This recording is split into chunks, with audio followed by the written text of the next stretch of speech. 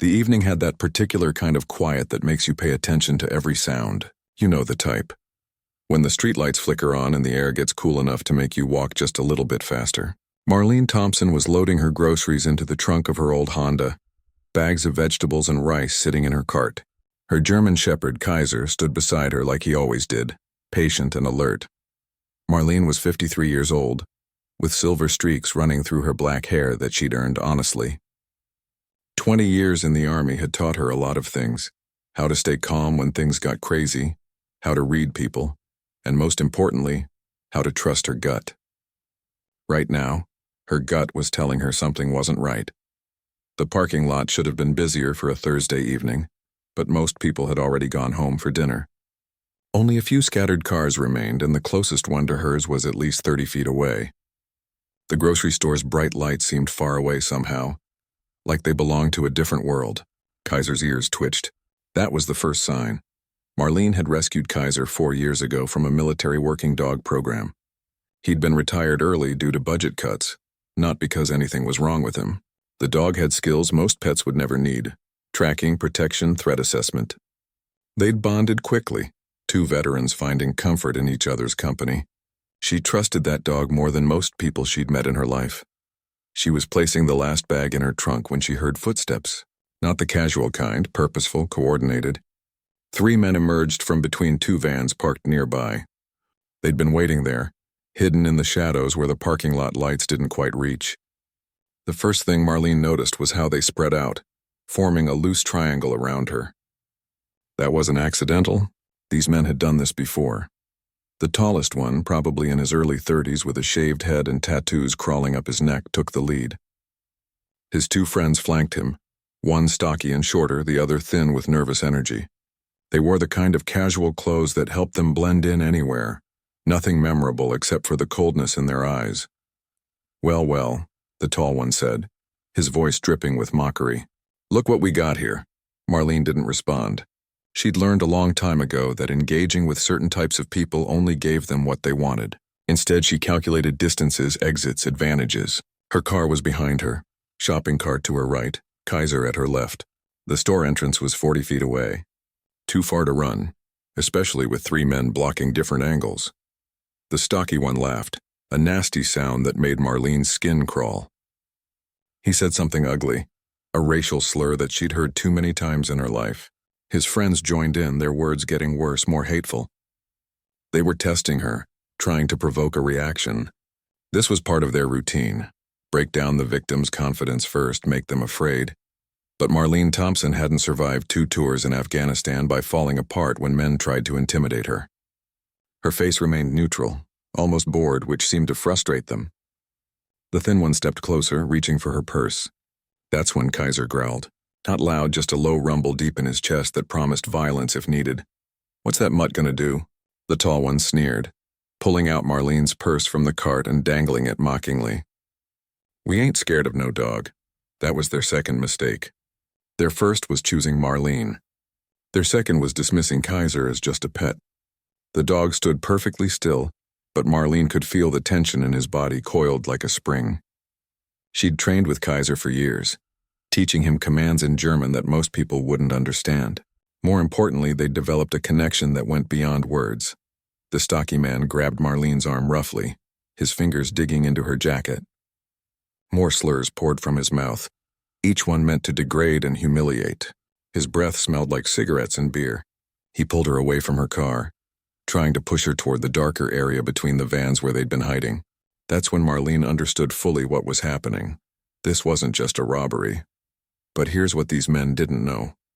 Marlene had spent years teaching hand-to-hand combat to younger soldiers. She'd defended supply convoys against hostile forces. She'd earned a chest full of medals and commendations that sat in a box in her closet because she didn't need to prove anything to anyone. And most importantly, she'd trained Kaiser not just as a pet but as a partner. She remained calm, eerily calm, the kind of calm that comes from confidence rather than fear. Her breathing stayed steady. Her eyes took in everything: the angle of the grip on her arm, the positions of the other 2 men, the clear path Kaiser would need. Years of training made these calculations automatic. The tall one stepped closer, emboldened by her silence. He said something vile about what they planned to do, assuming her quietness meant submission. His friends laughed, already celebrating their victory. They completely missed the slight shift in Marlene's stance, the way her weight redistributed. They definitely missed the tiny signal she gave Kaiser.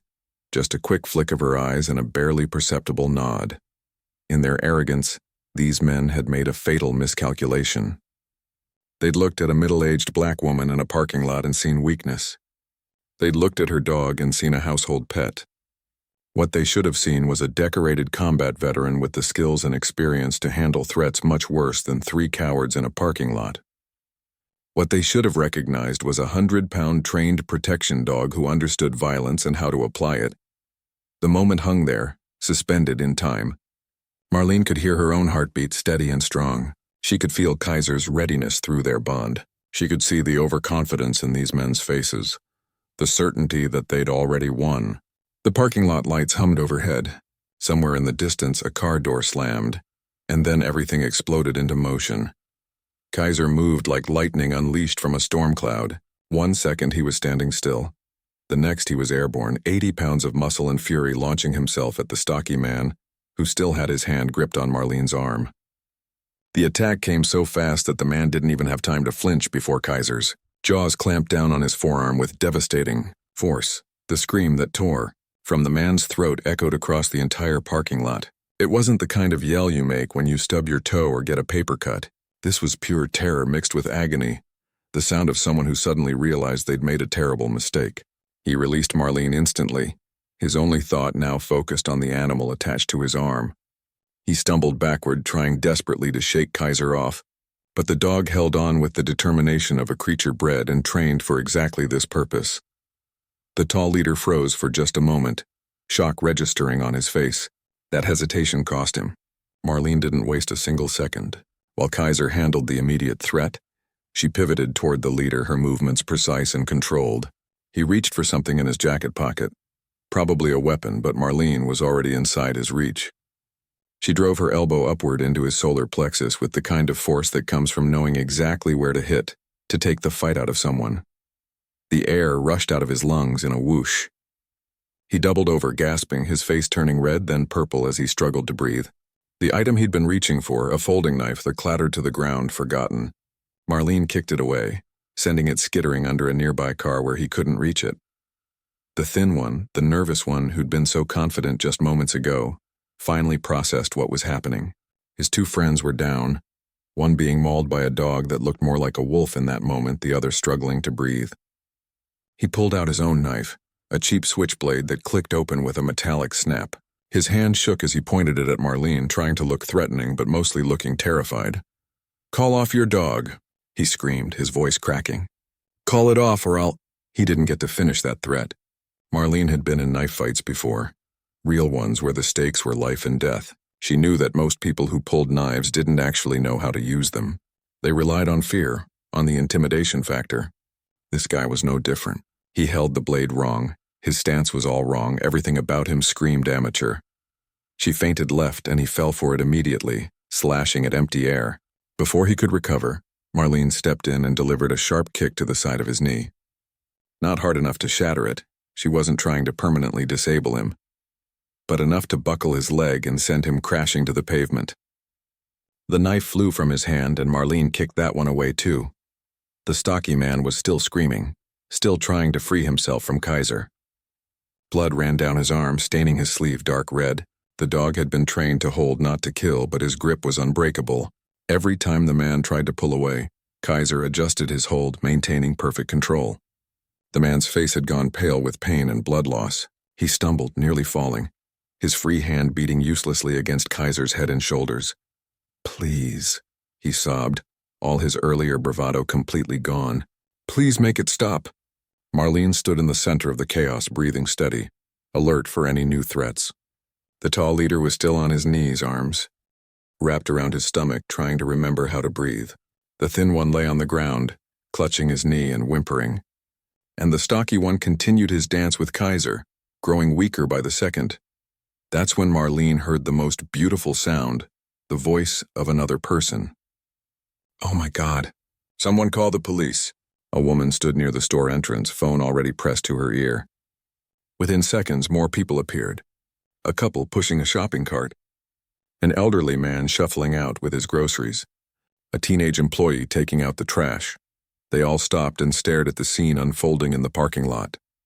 Most importantly, they all had their phones out. Cameras pointed at everything, recording from multiple angles. The evidence was being documented in real time by a dozen witnesses. The thin one saw the growing crowd and tried to get up, tried to run. He made it maybe 3 steps before his injured knee gave out, and he crashed into the side of a car. He slumped there, defeated, knowing he wasn't going anywhere. The tall leader finally got his breath back. He looked up at Marlene with pure hatred in his eyes. "You're dead," he wheezed. "You hear me? You and that monster dog are both dead. Your boys are going to prison," Marlene said calmly, speaking for the first time since the attack began. Her voice was steady, almost conversational. "And you need to shut your mouth before you make things worse for yourself." He opened his mouth to respond with another threat, another slur. But then he saw what Marlene was looking at, the crowd of witnesses. Every single one recording everything he said. For the first time, real fear crossed his face. Not fear of physical pain, but fear of consequences. Fear of being held accountable. "Kaiser aus," Marlene said quietly. It was German for release, one of the commands they'd practiced hundreds of times.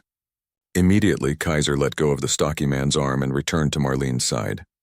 He sat down next to her, tongue hanging out slightly, looking almost casual except for the blood on his muzzle and the alertness in his eyes. He stayed focused on the 3 men, ready to attack again if needed. The stocky man collapsed to his knees, cradling his mangled arm against his chest. Blood dripped steadily onto the pavement, forming a small pool. He was crying now, all tough guy pretense completely shattered. "I need a hospital," he moaned. "I need help." "You'll get help when the police arrive," Marlene said without sympathy. She pulled out her own phone and dialed 911, adding her call to the several already in progress.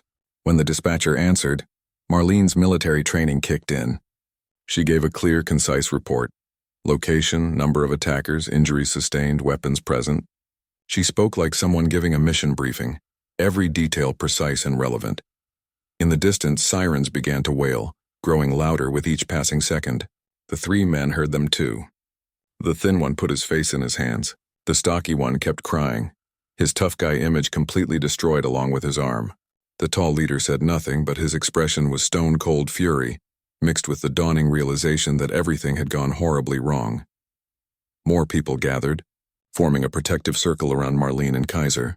The woman who'd first called for help came closer, asking if Marlene was okay. An older gentleman offered his jacket. A young couple asked if she needed water or to sit down. These strangers, these witnesses, had instinctively recognized who the victim was and who the attackers were, despite what the 3 men might claim later. Marlene thanked them but remained standing, maintaining her vigilance until the authorities arrived. Kaiser stayed pressed against her leg, a solid, comforting presence. She reached down and scratched behind his ears, feeling the adrenaline finally starting to fade from her system. Her hands were steady, though. No shaking, no trembling, just the calm that comes from knowing you did what needed to be done. The red and blue lights appeared, painting the parking lot in alternating colors.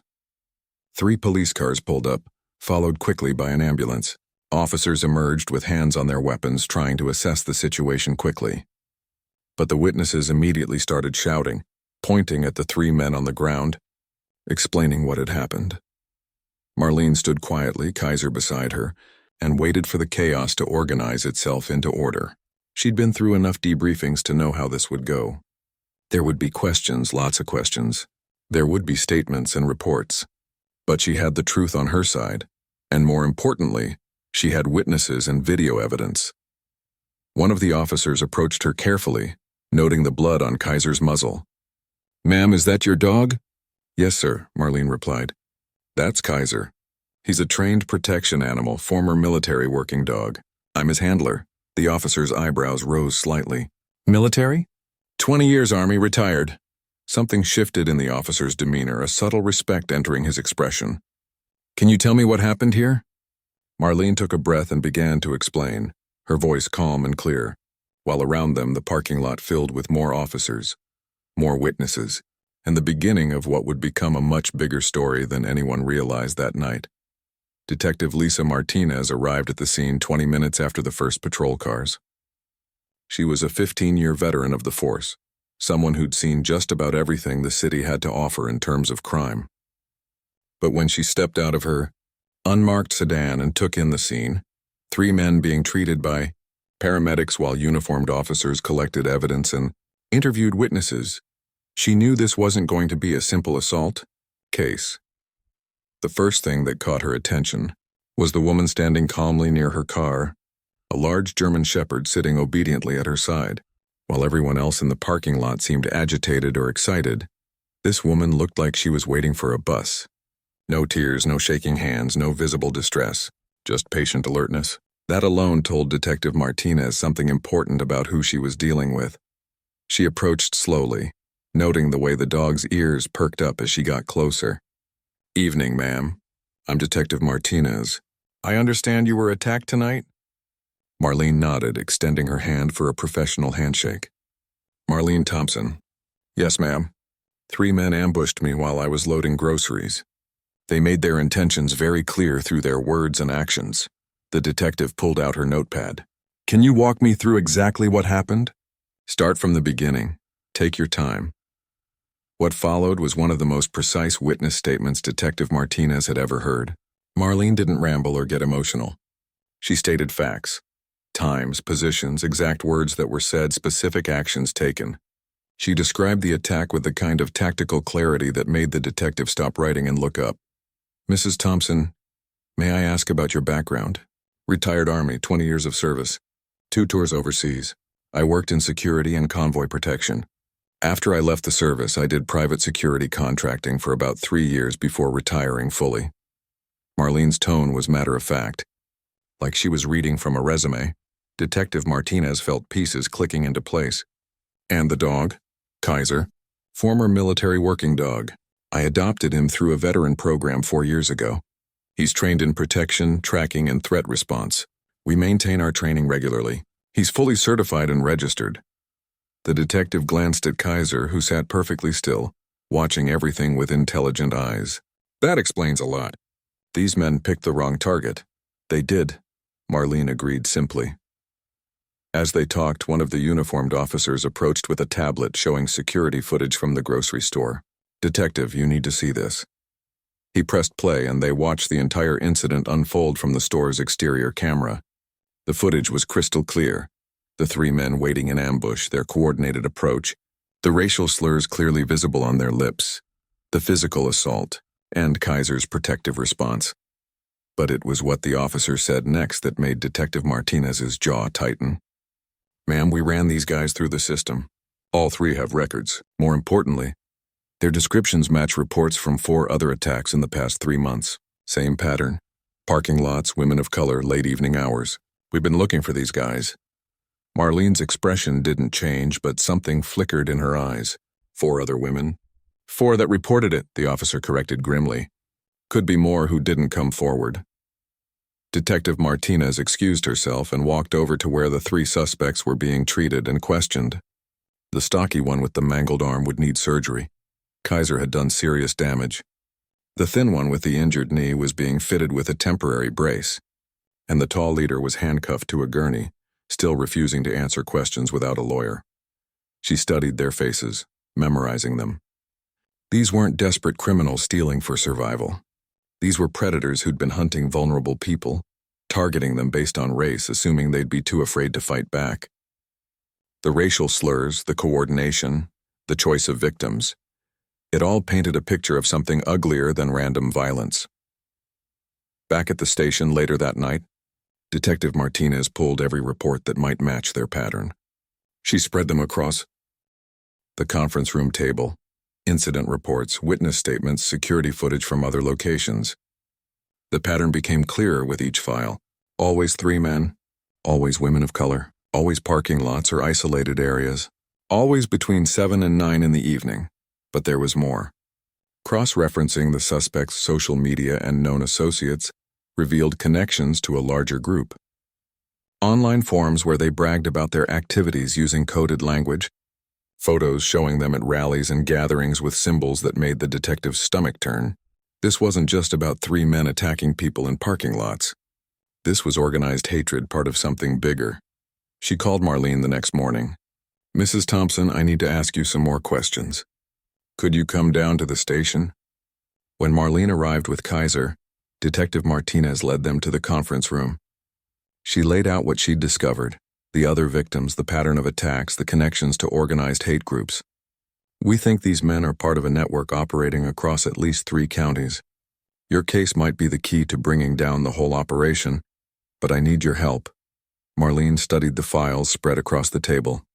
Her military training made her good at seeing patterns, at connecting dots that others might miss. "What do you need from me?" "I need you to look at these other cases. Tell me what you see, what doesn't fit, what we might be missing. You have tactical experience. These guys follow patterns like military movements. You might spot things we're not seeing." For the next 2 hours, Marlene went through each file methodically. She pointed out details the detectives had missed, how the timing of attacks corresponded with local events that would pull police resources to other areas, how the locations were chosen for multiple escape routes but also maximum isolation, how the escalation from verbal harassment to physical assault followed a training pattern, like they were practicing or teaching each other. This one, Marlene tapped a report from 2 months earlier. The description is different. They mentioned 4 men, not 3, and the approach was different, more chaotic, less coordinated. Detective Martinez leaned forward. "You think there's a 4th member? Or they're training new members? This reads like someone's first time, someone who didn't know the routine yet, which means there might be more we don't know about." The detective felt a chill run down her spine. They weren't just dealing with 3 criminals. They were looking at a recruitment and training operation, a group that taught people how to terrorize specific communities. Over the next few days, Marlene became an unofficial consultant on the case. She reviewed footage, analyzed patterns, and provided insights that only someone with her background could offer.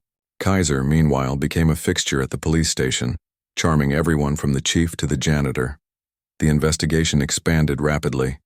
The 3 suspects, facing overwhelming evidence and serious charges, started making deals. The stocky one with the damaged arm was the first to crack, providing names and meeting locations in exchange for a reduced sentence. What he revealed was shocking. A network of over 24 active members spread across the region, with new recruits joining regularly. They had meeting places, coded communications, and a disturbing hierarchy. The tall leader, whose name was Thomas Garrett, was only mid-level in the organization. There were others above him, coordinating activities, selecting targets, and planning operations. Detective Martinez brought in federal agents. This was bigger than local crime now. This was domestic terrorism, hate crimes, organized criminal activity across state lines.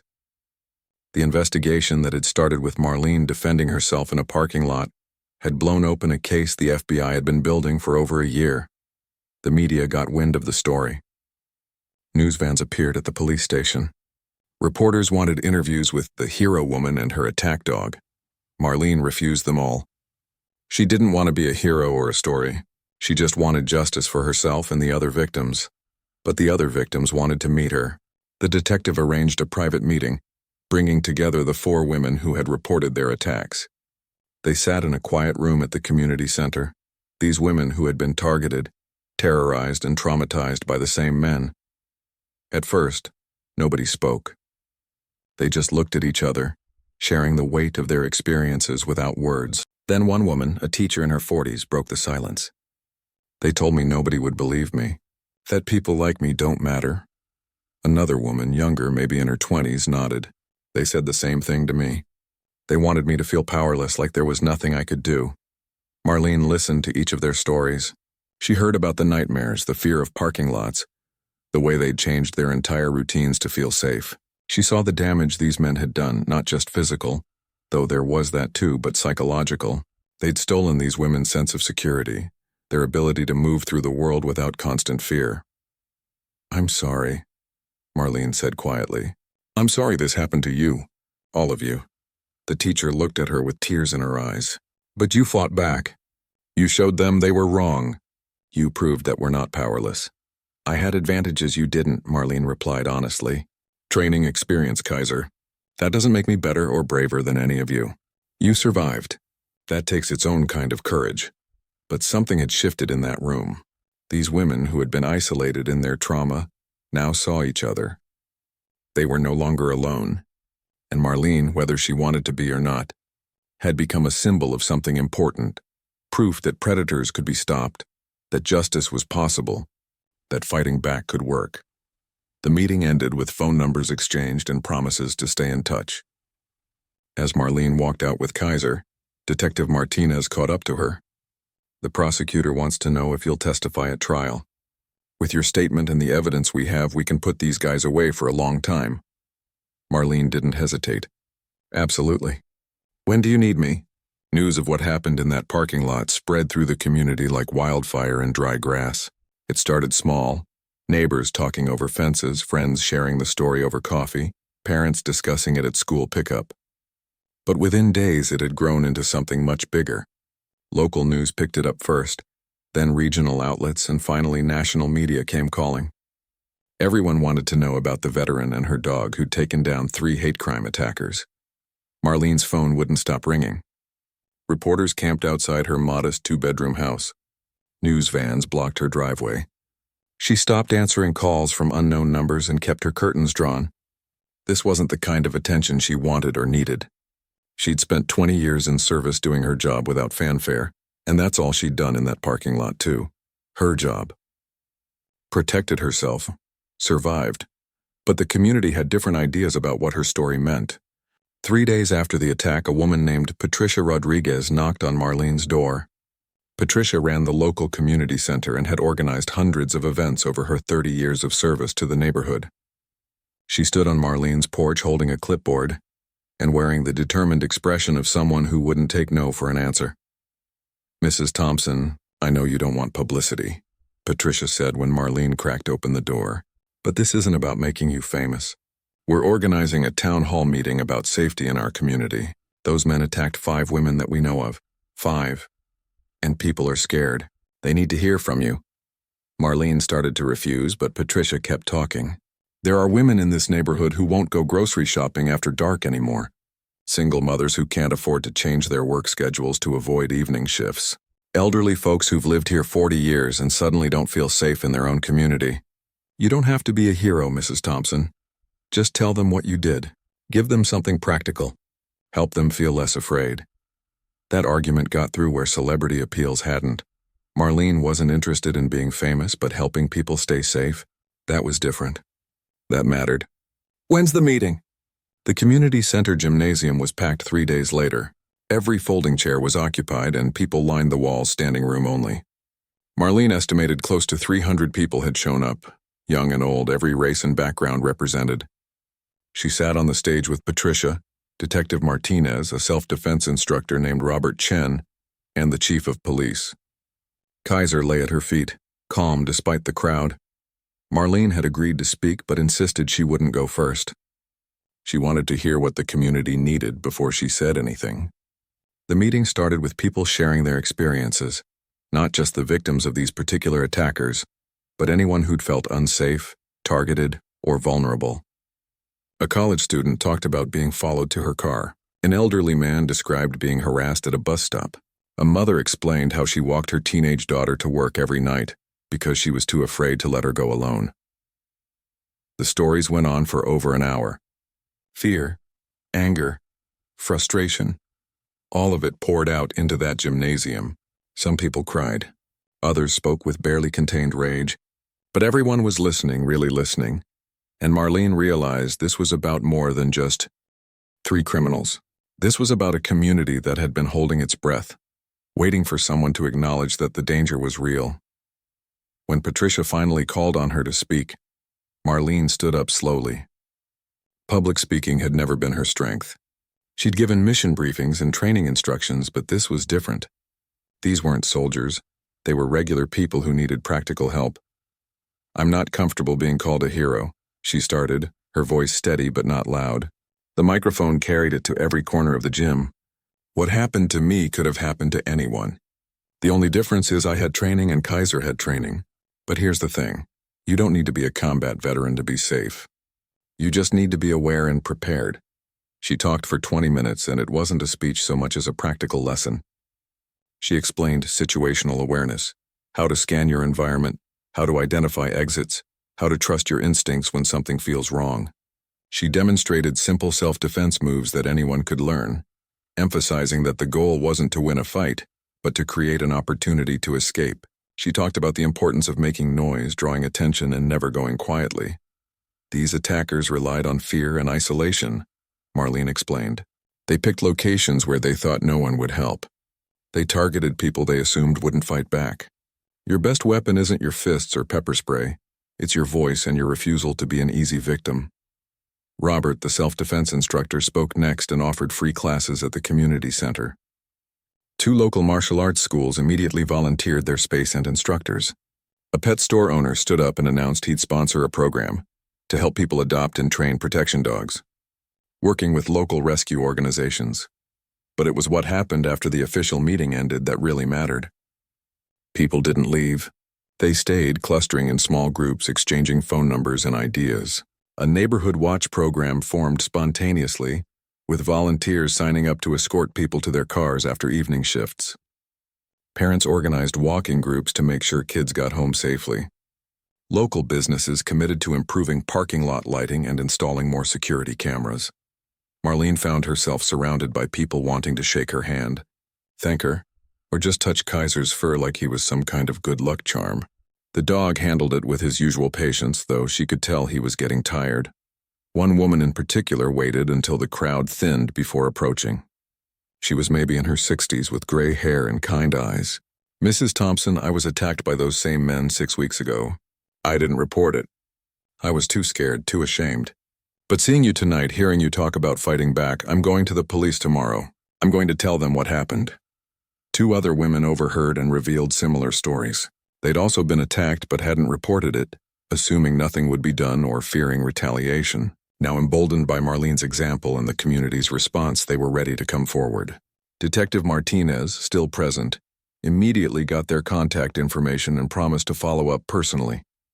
Over the next 2 weeks, 7 more victims came forward. 7 women who had been attacked by the same group over the past 8 months but had remained silent. Each new report added to the case, strengthening the prosecution's position and revealing the true scale of what had been happening in their community. The investigation expanded further.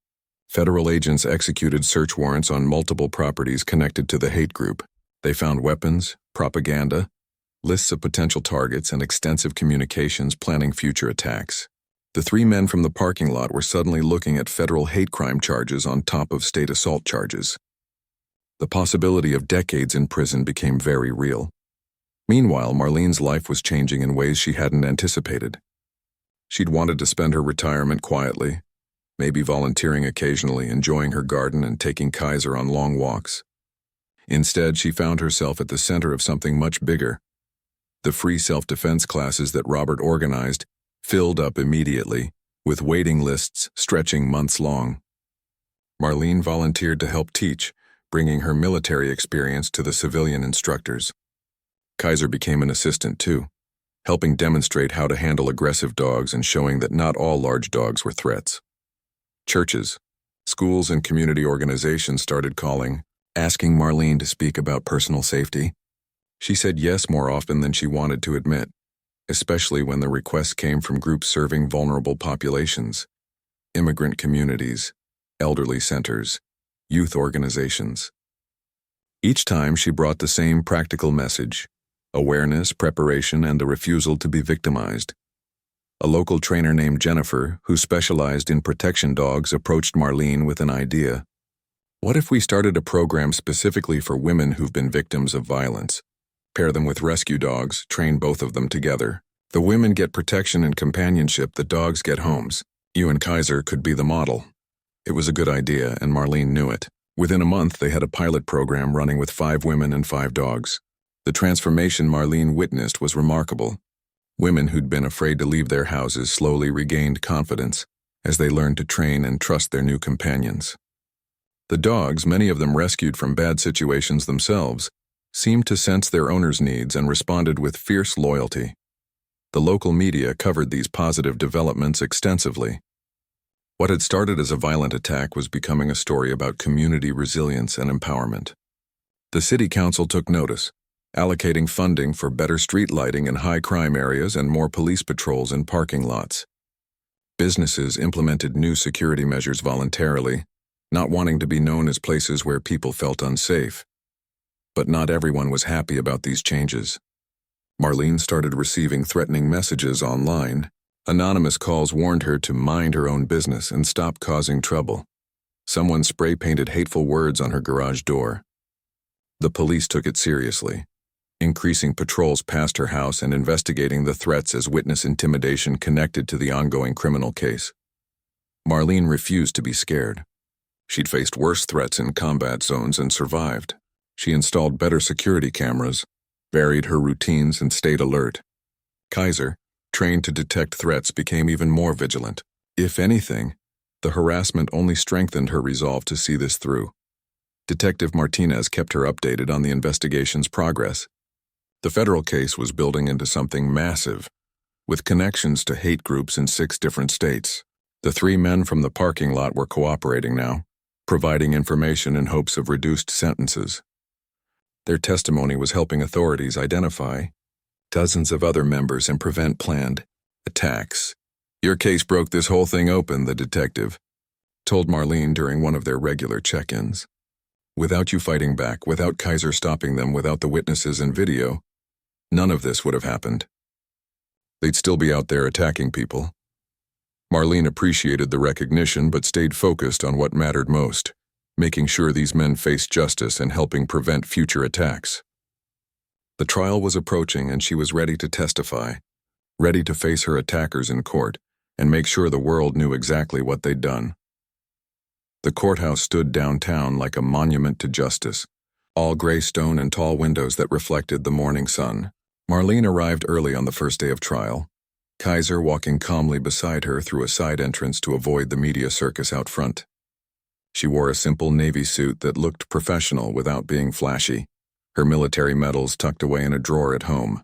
Today wasn't about her service record. Today was about holding 3 men accountable for their actions. The courtroom filled quickly with spectators, reporters, and family members on both sides. Marlene noticed the other victims sitting together in the front rows, drawing strength from each other's presence. Patricia from the community center was there. Detective Martinez sat near the prosecution table. Even Robert, the self-defense instructor, had taken time off to attend. The prosecution called Marlene as their key witness on day 3. She'd been through depositions and prep sessions, but walking to that witness stand still felt surreal. Kaiser had to wait outside the courtroom, but she could feel his presence somehow.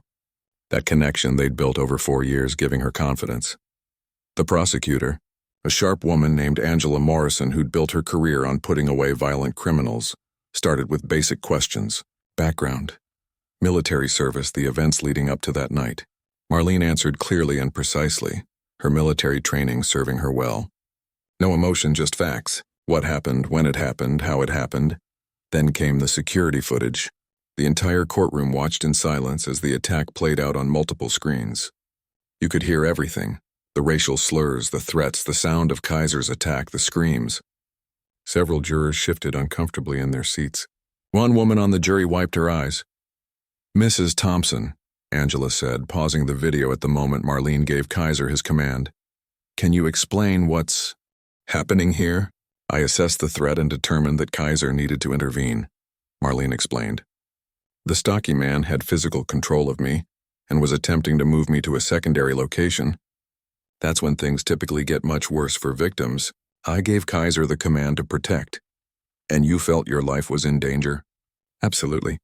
3 men, coordinated attack, hateful language indicating strong bias, attempts to isolate me from witnesses, all indicators of serious intent to harm." The defense attorneys tried to paint Kaiser as a vicious animal and Marlene as someone who'd overreacted to what they claimed was just harassment.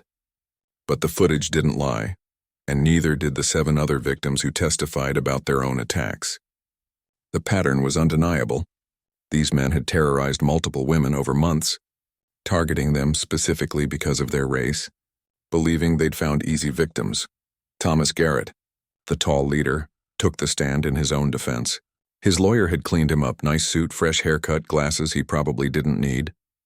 He tried to claim it was just a robbery gone wrong, that the racial language was just heated words in the moment. that they never intended real harm. Angela Morrison destroyed him on cross-examination. She pulled up his social media posts, his participation in hate forums, photos of him at rallies holding signs with vile messages. She presented evidence of planning, of the group specifically targeting victims based on race. She showed the jury conversations where they laughed about their attacks and encouraged each other to be more aggressive. You stated these were just words, Mr. Garrett, just heated language in the moment. But isn't it true that you and your associates specifically chose your victims based on their race? He stumbled over his answer, trying to backtrack. I mean, it wasn't like that exactly. Yes or no, Mr. Garrett? Did you choose your victims based on their race? Silence stretched across the courtroom. Finally, barely audible, yes. The trial lasted 3 weeks.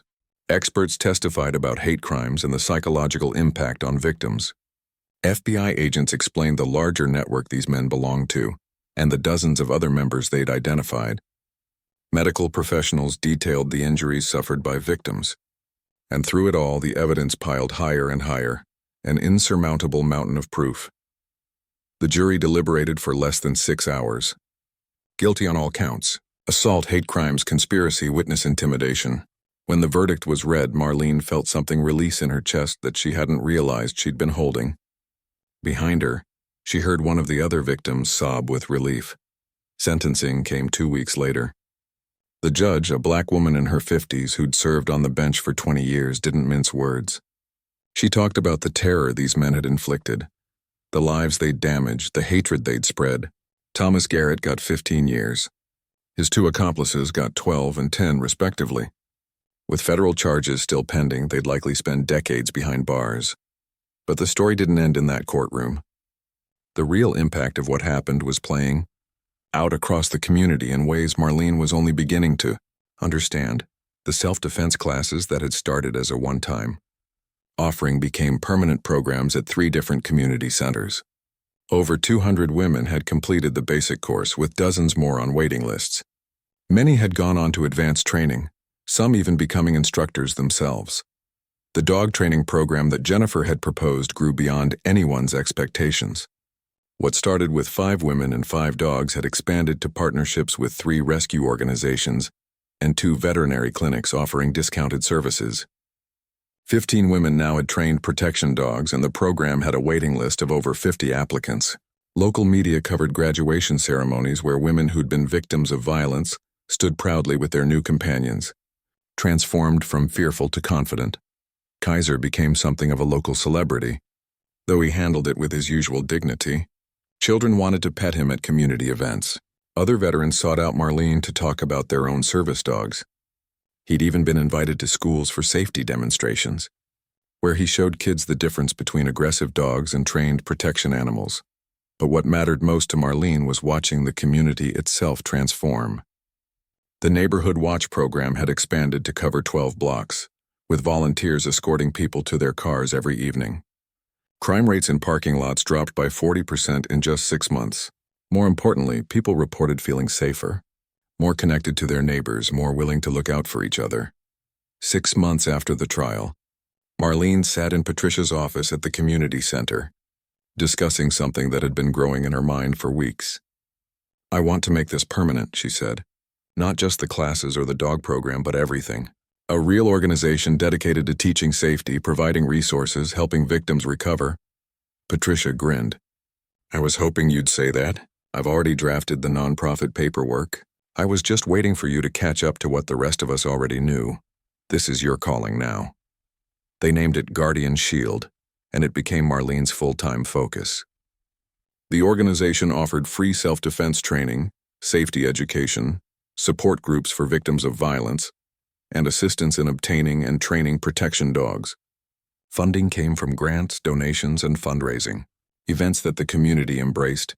Enthusiastically, Marlene hired 2 staff members, a counselor who specialized in trauma recovery and an administrative coordinator who handled the logistics. She recruited volunteers from every corner of the community: retired police officers, martial arts instructors, dog trainers, therapists, teachers. Everyone wanted to contribute something. The organization's first major event was held 1 year after the parking lot attack. They called it the Community Safety Fair, and over 1,000 people attended. There were self-defense demonstrations, information booths, free safety equipment giveaways, and dogs available for adoption. Local businesses sponsored activities. Politicians gave speeches. But the highlight was a ceremony honoring all the victims who'd come forward, recognizing their courage in speaking up. Marlene stood on the stage with Kaiser beside her, looking out at the crowd gathered in the same parking lot where everything had started. Someone had painted a mural on the grocery store wall, a beautiful piece showing diverse faces united together, with a German shepherd standing guard. It had become a symbol of the community's resilience. "A year ago, 3 men tried to make me a victim," Marlene said into the microphone, her voice carrying across the packed lot. "They thought they could terrorize me because of the color of my skin. They thought I'd be easy prey. They were wrong on every count. But more importantly, they underestimated something bigger than me or Kaiser. They underestimated this community's refusal to accept fear as a way of life." The crowd erupted in applause.